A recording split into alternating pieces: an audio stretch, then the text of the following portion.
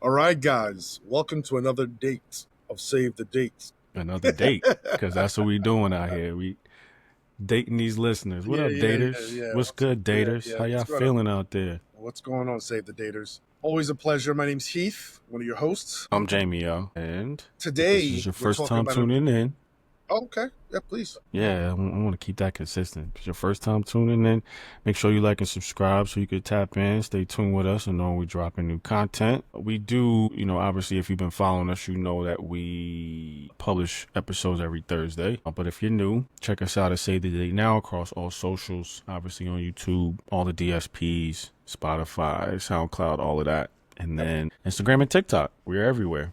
And we for want to sure. connect with you everywhere. So make sure you like and subscribe. Follow us so that we can, become a bigger community and save these dates, these connections. Because Got the to way save it's them. looking out here. Looking bad, which is a good segue to the topic of our show, which is all about mixed signals, mixed signals, mixed signals, mixed Mm. signals. And this is a big topic because this is one of the major pain points you hear many single folks talk about when it comes to progressing in dating, especially if your goal in dating is to enter a long-term committed relationship. And people will give you those mixed signals, and we can give you many reasons why that's happening. I'll give you one why I believe that's happening is because it's just been easy to be cheap. Cheap, not in the sense of who a person is or the quality of their worth as an individual or human being, but the dynamics are such that when you're in a market where you can just run down and gather a bunch of attention or action, maybe your action is just free meals, maybe your action is sex. It's just so easy to do that now, more so than any time in recent American history. And I think people just give mixed signals because I really don't have a reason or guardrails to stay connected to any individual for any extended period of time to get those actions fulfilled, to have those needs fulfilled. I can be loose and I can be cheap with it and I'll still get what I want. Whereas opposed to maybe 50, 60 years ago, you need to have some time and pacing to it that would have allowed you to achieve those goals. You would have still gotten them, but in a different route, and it would have involved a lot more exchange and investment of time and energy. But with that said, Jay's got some interesting things for us. He's got some mixed signals, and we're going to talk Yeah. about it. Yeah, I did it just like a quick little internet research. And these are some of the top, most frustrating mixed signals in dating in no particular order.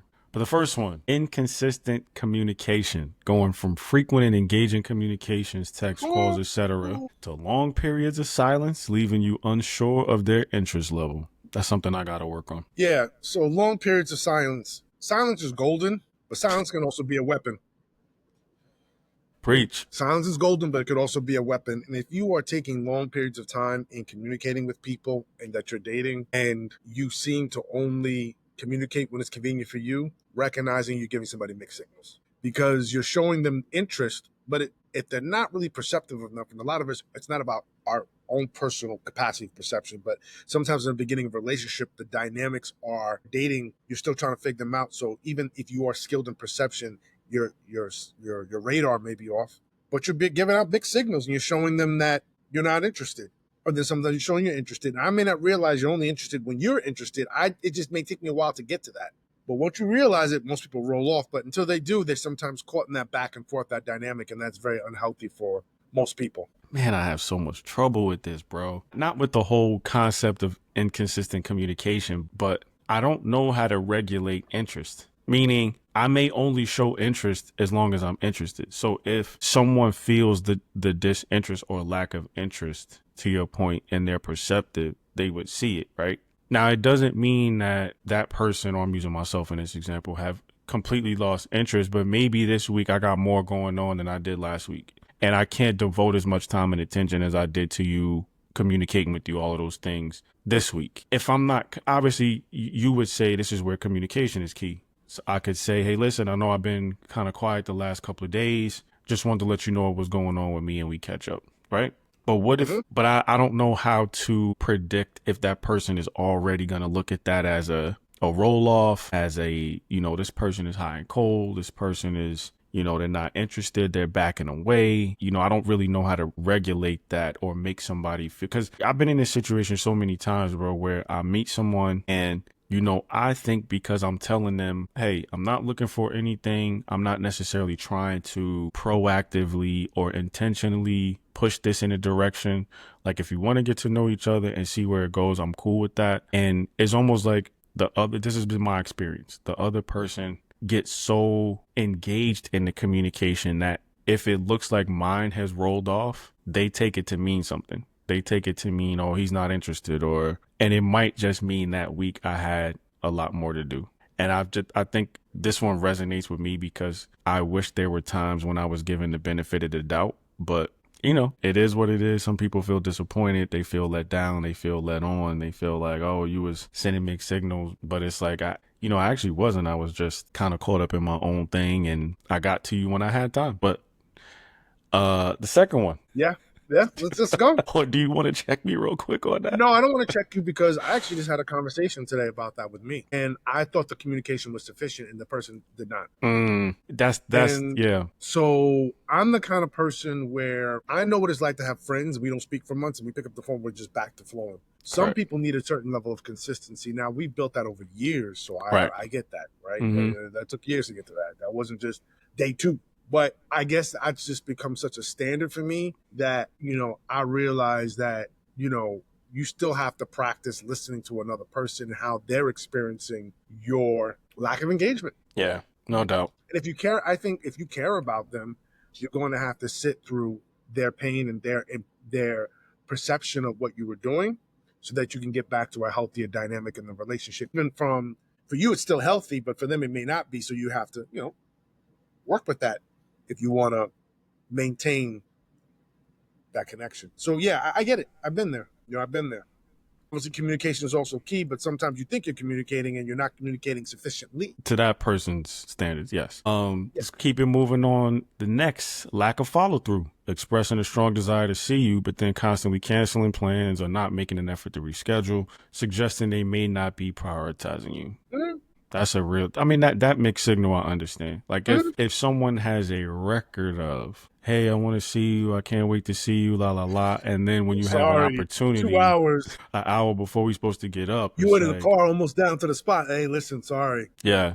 That to me, I can understand that one or understand a little bit more. The next one, hot and cold behavior. Now, obviously, I just used that language about myself, but this is somebody that appears highly interested and affectionate at times, then suddenly becomes distant, detached, or unresponsive, which can be confusing and emotionally draining. So, ladies, if I've ever been confusing or emotionally draining to you, I apologize. But yeah, I can, my rhythm changes from time to time. I can't even say it with the ladies. I've got family who said the same thing, like, hey, where you at? I ain't talked to you in a while. You know what I'm saying?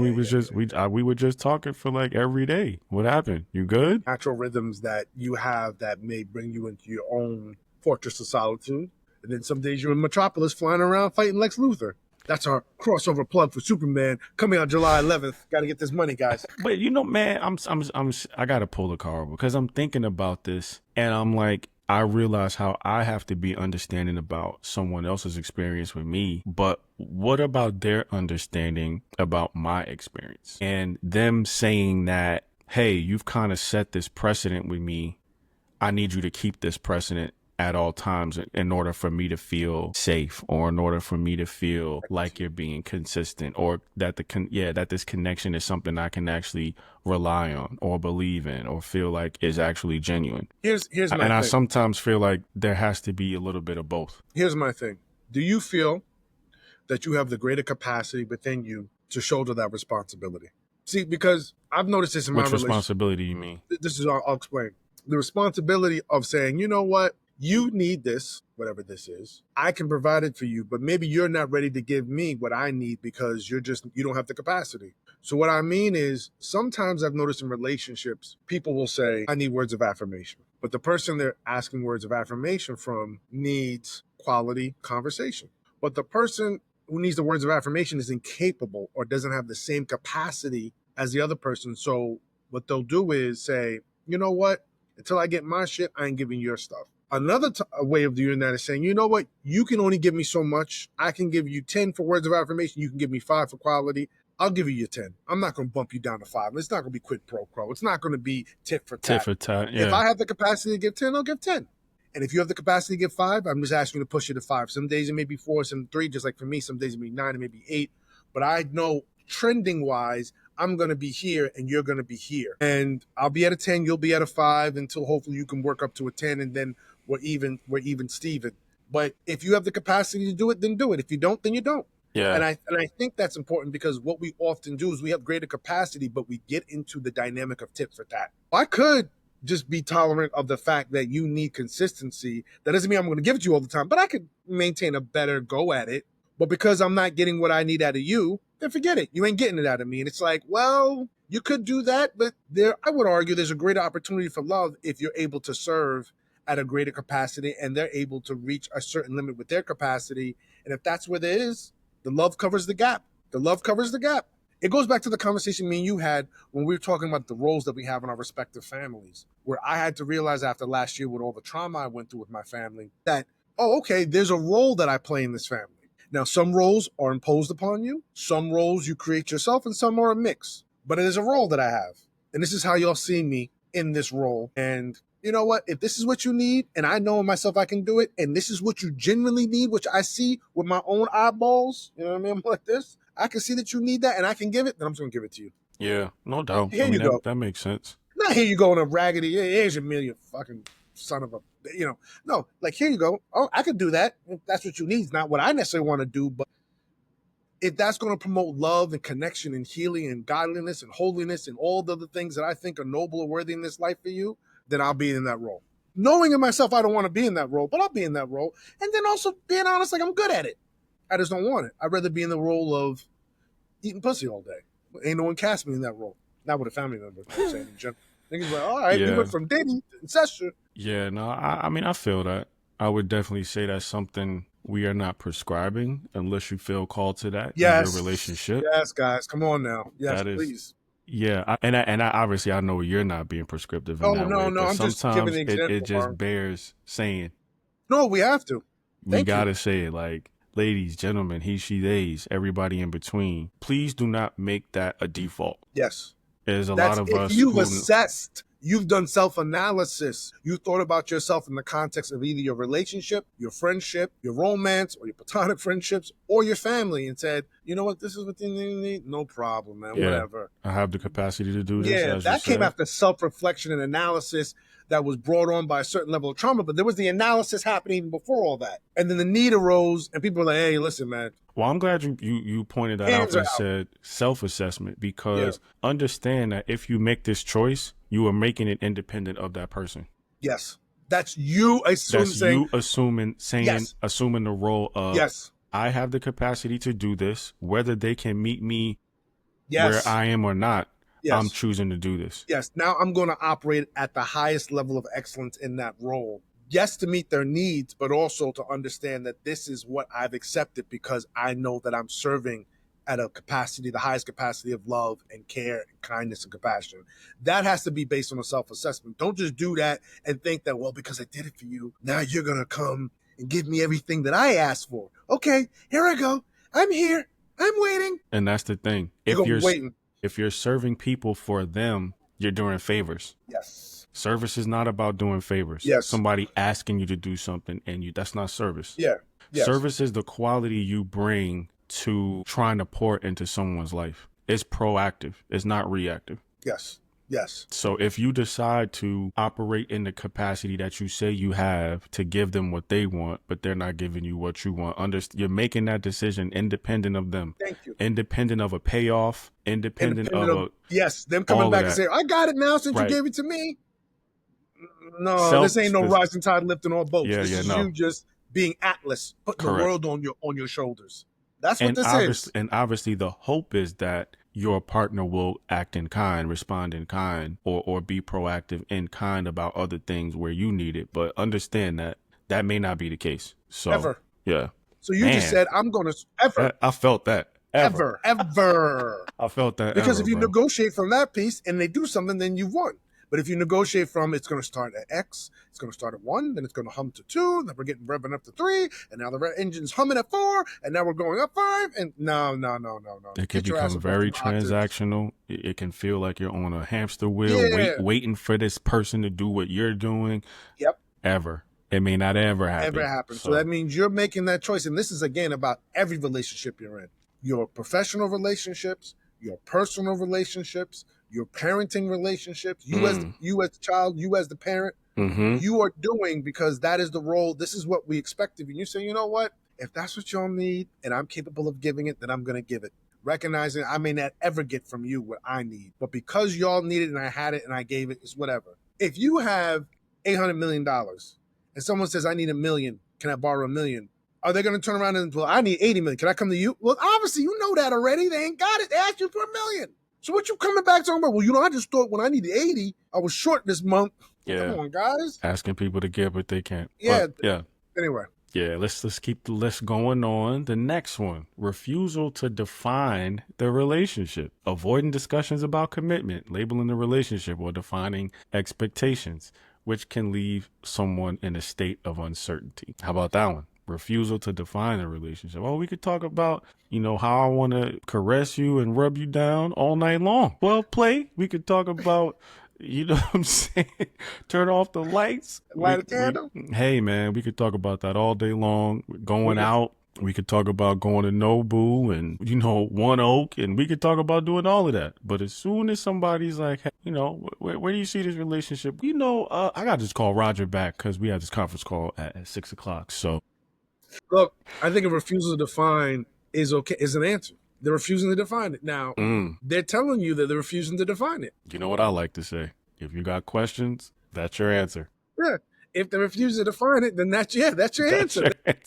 If you got questions about where you stand, that is your answer. Now, some people won't define it because there will be the scenario, and there's going to be multiple. We'll just give a couple. One is, I really just want you for sex or for this good time, whatever the good time is, free meals, traveling, whatever, for companionship-esque activities. Well, you want a relationship, but I'm enjoying this too much, so I'm not going to say relationship because I can't get caught up in that money pit. Too much of a but noose. I'm not going to say this because then you may really be like, oh, nigga, I'm just not going to be your, you know what I'm saying, your sex robot. You could just call, come out the closet and program or whatever it is, robot. Like Small Wonder. Yeah, exactly. Then, you call and then I'm here. Nah. So they keep it murky because murky means you're confused. And if you're confused, you're going to say, well, maybe, I'm living on a prayer like Bon Jovi. This could turn around. And Blurred Lines is a great song. A lot of people like Blurred Lines. So. Everybody get down. Everybody get down. Man, you can run down on the run up. With refusal to define relationships. This next one, expressing desire for connection but remaining emotionally guarded. I just wanted to be. Guys, this is an inside joke, but we have a friend who said she was. They were dealing with someone who was kind of already in a relationship, and they were trying to, I guess, forge a relationship with this other person, but they tried to gaslight him, run a little bit of game, and talk about how man, I really want to connect with you and go deeper, but you just seem so guarded. And of course, she's like, well, maybe it's because you got a girlfriend, and I don't want to. Whole family. Maybe I don't want to get emotionally involved. Exactly. There's more to that story, though. Yeah. Saying they want something deep and meaningful, but being hesitant to share personal feelings or be vulnerable, making it difficult to build some kind of genuine intimacy. Maybe some issues there that you need to look further into. Mm-hmm. Because they may genuinely crave it, but have genuine blocks. And then do you want to stay around and help people move blocks? Or be a part of their process of their own block removal, and you are patient while they do that? That's up to you. Yeah. There's all these prescriptions out there. People say, and I'm not saying you shouldn't follow them. They may work for you. They may not. I know people say, don't buy him a gift. Yeah, I see Ryan Coogler's now wife bought him a $300 software licensing program so he could start writing screenplays. And look who Ryan Coogler is now. Right. Mm-hmm. Now, is every that you're going to get with Ryan Coogler? We know he's not. Is every woman you're going to get with going to be a woman Ryan Coogler? Probably not. Not everyone, but typically?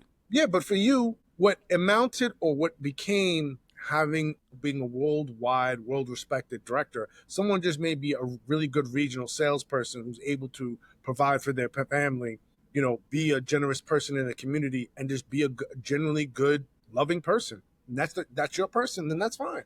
Doesn't have to have these huge material payoffs that make you the world-renowned, world's best salesperson. That's not the point. The point is your person may require you to zag where you normally zig or zig where you zag, and you have to use your heart, and I would say your spirit and your mind, prayer for me, to really determine what you should be doing, because sometimes you listen to other folk, even us, and you get messed up. Not because we tried to mess you up or they tried to mess you up, but you got messed up doing something you weren't supposed to do, or doing something you thought you should be doing when you shouldn't have been doing, or doing something, vice versa. Yeah, this is a good one. Seeking attention, but not reciprocating. Engaging in social media interaction or reaching out sporadically, but failing to engage in meaningful conversation or make plans which make you feel like you're being used for attention. Attention that's big. The new oil. That's the new currency. What did Alexander Hormozy say? The famous kind of gem guy online. The new oil. When oil came out in the late 1800s and 1800s, that became the new way. Energy became the way you became billionaires. In 2008, which is only 17 years ago, the top companies were Exxon, whatever, Mobil, to roll out GE. Yeah. Now it's Apple, the FANG, right? Facebook, Apple, NVIDIA, Google, OpenAI, and this was done before, right? New technology brings out, new opportunities. And because of that, the new technology says attention is the new oil. Attention is the new currency that underpins the 4G, 5G world. At least we're not too sure what the 5G will be, but attention. And so what's going to happen is people now need attention because they need to have their psychic income bank, their psychic income bank completely full. Yeah. Getting likes, being told you look good, taking pictures with your shirt off, with your muscles out, your brows out, getting your clicks on your OnlyFans, being told you look handsome. People need it. It's just, again, currency. And I know a lot of people that like to reach out, via posts and leave comments and things like that, liking and stuff like that, but they won't ever really engage you in like meaningful conversation, something substantive, or try to make plans. It's just, they keep liking you and commenting on your picture. I mean, it's their version. It's a social media version of shooting your shot. Yeah. It's dopamine hits. And we understand what it is, but like it can definitely send a mixed signal. Yeah, for sure. I think you might have to just reach out to a person and say, "Hey, look, man, if you see me liking your pictures or things like that, I'm just liking your pictures and stuff like that," vibing. So they know what it is. Yeah. Yeah. Another one: physical affection in private, but not in public. Being affectionate when you're alone, but distant or uncomfortable with PDA, which might indicate that someone's not fully interested in the relationship. I will raise my hand the highest. PDA definitely makes me uncomfortable. I think it, for the most part, I would say it always has. I can only think of maybe one or two people I've ever kissed in public. I off the top of my head, I could only think about two people I've ever kissed in public. My ex-wife being one. But yeah, I can understand how that might make somebody feel a way though. I've been there too. I had to work on the PDA. I had to work on it. Yeah, me too, bro. I just kind of feel like for me, I don't want to start anything that I can't finish. So once the rocket launch sequence goes, it's hard. You know what? On second thought, but no, man, I'm already like no. Yeah, exactly. You see the rocket fuel coming out the back already. The joints. What are you talking about? The holding mechanisms collapse, fall down. It's like, actually, you know what, guys? On second thought, we're gonna cancel. Listen, Houston, about to break the stratosphere out here. I'll see you back on the landing dock. But when we come back from from this mission, but yeah, we're leaving. Yeah. We got two more. Yeah, go ahead.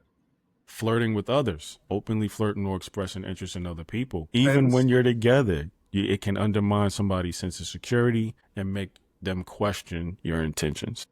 I think it depends. I think flirting for some people is like in French culture. I remember reading a book by Clotaire Raphael. He was like, in French culture, if you go out and you don't flirt with my wife, it's offensive. Like, what's wrong with my wife? You're not going to flirt with her. How dare you? Yeah. Whereas in other cultures, like, yo, listen, you got one more time. I just saw it on Instagram. So I guess the dude behind the desk, Popeyes called this guy's woman beautiful. He goes, man, what you mean my wife was beautiful? It became like a thing. What you mean my woman's beautiful, man? What do you mean by that? Some people in America don't play that. I saw a clip recently where I guess it was they were in church and this lady was up and she was like, apostles. No, she says like, minister such and such, you got one more time to be waiting for my husband. in the parking lot. I mean, I don't know what the flirtation situation was, but obviously she felt like it had crossed the line, and You got one more time. You waiting for my husband in the parking lot. it's gonna be a problem. I'm gonna lay these hands on you, and this won't be the prey. Yo, But but my mom told me my grandfather had like my grandparents had a situation like that. There was this woman who used to go to churches and be like, oh, when the wives were, oh, can you give me a ride home? Can you give me a ride to the next service? oh, Some of the women were like, nah. Jezebel. Like, some of the women were like, nah, homie. They found out, like, let me tell you something real quick. Find your own way to Hey, service. yeah. So I got I a got a ride service. for you. You gonna be riding to the hospital. Like, he's Right gonna be to New going to York the colored Presbyterian section. in a second.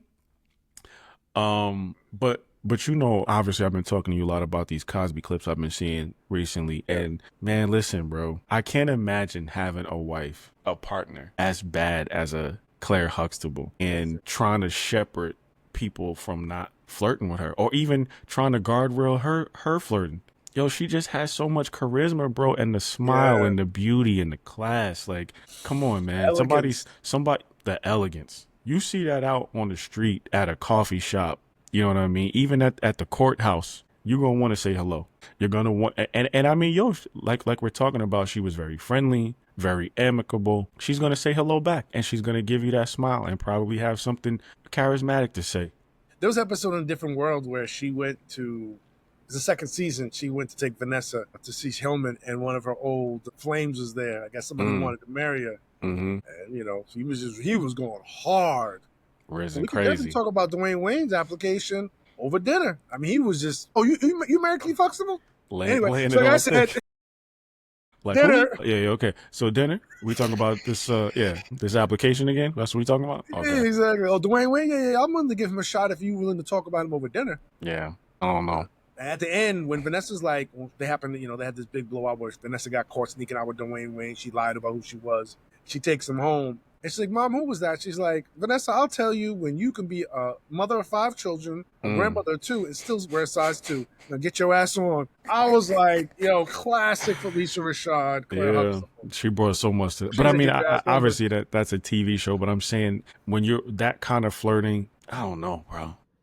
Yeah, I mean, that wouldn't send no mix. And I mean, obviously, we're talking about she was a wife, so she probably knew the lines not to cross. But even if I had a partner like that I wasn't committed to, that's something that might turn me on just to see that kind of charisma. I don't know if I would be. That wouldn't be no mixed signal to me. Well, yeah, to me, flirting, I think sometimes people get a little crazy with the flirting.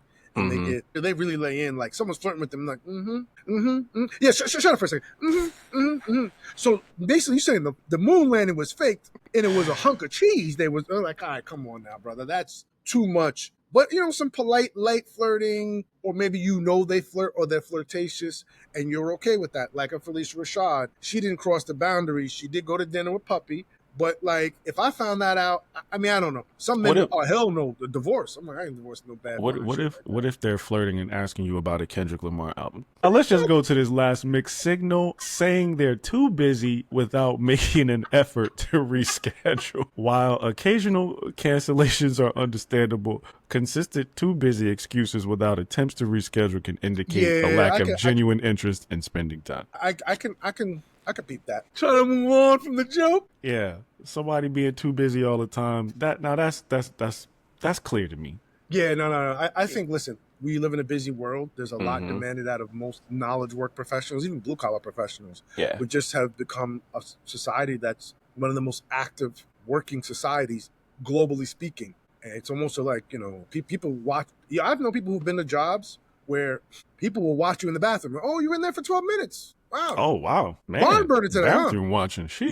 Yeah. Bathroom watching. Bathroom clocking. Clock watching. Yeah, okay. you got parking lot pimping and you got bathroom clocking. Yeah. And people have said, yo, you got people who, they just need you to be on those phones if you're doing patient care. They need you to be on those phones if you're doing customer service. They need you to be on those phones if you're doing, you know, seamless responses. And we're looking at your clicks and we're looking at your mouse movement. And, yo, where were you when we called you? It's like, well, yo, listen, there's this thing called feces and it comes out my ass once or twice a day and I need to go relieve myself. I don't know if you know, I mean, so the reality is people are overworked and they truly are busy or they just burnt out. And so there's a lot of people being busy, but the challenge is And I've had people who are, they're dating now, but they were like, yo, dude, by the time I get home after the kind of day I've had, I just want to lamp on my couch and just fall asleep. Yeah. And these are young people in their Yeah. 30s. Yeah. I ain't got time to be trying to engage and ask questions and know about your day. And Yeah, and then if you had a bad day, I got to listen to it. We on the phone for extra 3 hours. I lose 2 hours of sleep because I went out. No, and I just think yeah. that's genuine. Yeah. And again, I think being too busy is an excuse, but we have to name what is happening to a generation of very busy professionals who are still trying to find romance and love. It's like the corporate life is excising love off of your agenda. We didn't need you here. Yeah. Mm-hmm. We need you focused. If you want to Yeah. get that senior director position. Yeah, we need you on. We need you present.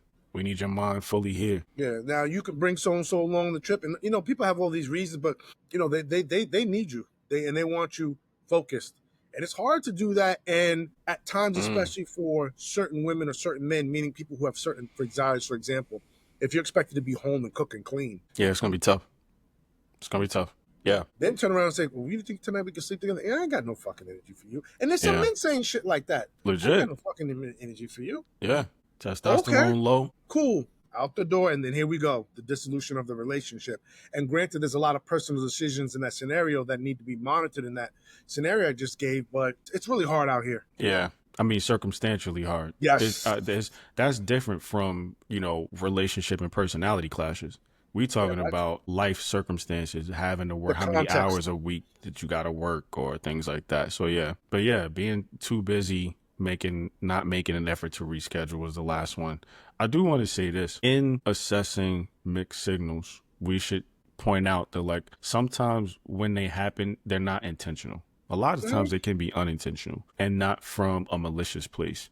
People have personal issues. Sometimes they have insecurities. Sometimes they have communication challenges, and they just may not be aware of how to message and articulate to you, why they're sending these mixed signals. They may not even perceive it themselves as a mixed signal. But to your point about self-awareness earlier, and self-assessment, like you got to be thinking about how somebody's experience with you is taking place, and what can you do to either make it the best optimally, or should you just cut it off and move on. And on that note, this has been another episode of Save the Date. Follow us on our socials: TikTok, Instagram at Save the Date Now. Until next time, this is Heath. I'm Jamie. Y'all be good.